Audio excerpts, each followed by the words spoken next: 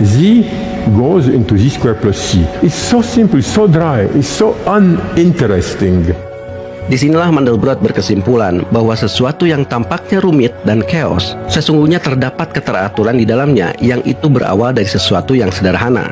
When we look at complexities in nature, we tend to ask, where did they come from?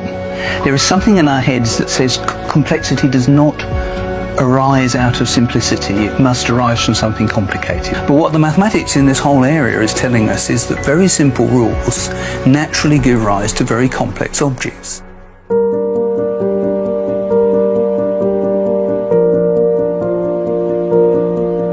Intinya, alam ini sudah by design.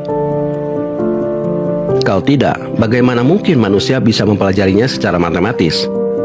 Bahkan bukan hanya mempelajarinya, tapi juga menirunya.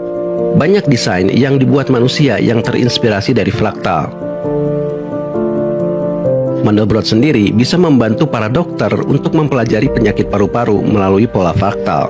Well, surprisingly enough, amazingly enough, the anatomists had a very poor idea of the structure of the lung until very recently. And I think that my mathematics, surprisingly enough, has been of great help to the surgeons studying lung illnesses.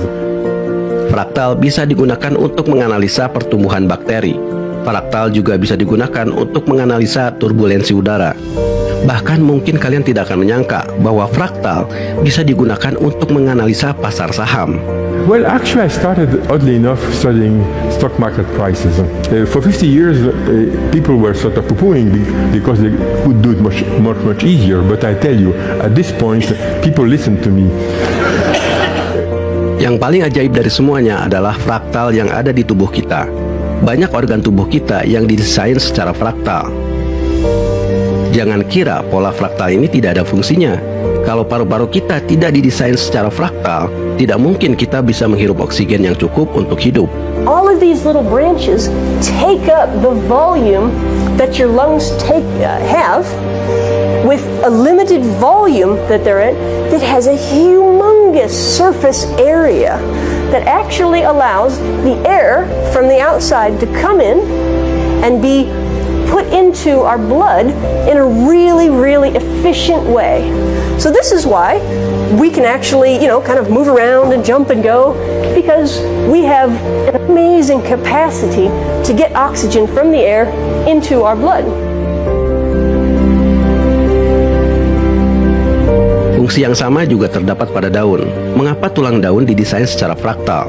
Supaya air bisa menjangkau seluruh tubuhnya dan bisa memproduksi oksigen untuk manusia. Jadi pada akhirnya, semuanya didesain untuk mensupport kehidupan manusia. Dan semuanya didesain menggunakan aturan. Dengan mengikuti aturan, walaupun tampak sederhana, akan tercipta keindahan yang mungkin tidak kalian sangka-sangka. Bukankah hidup manusia pun harusnya seperti itu?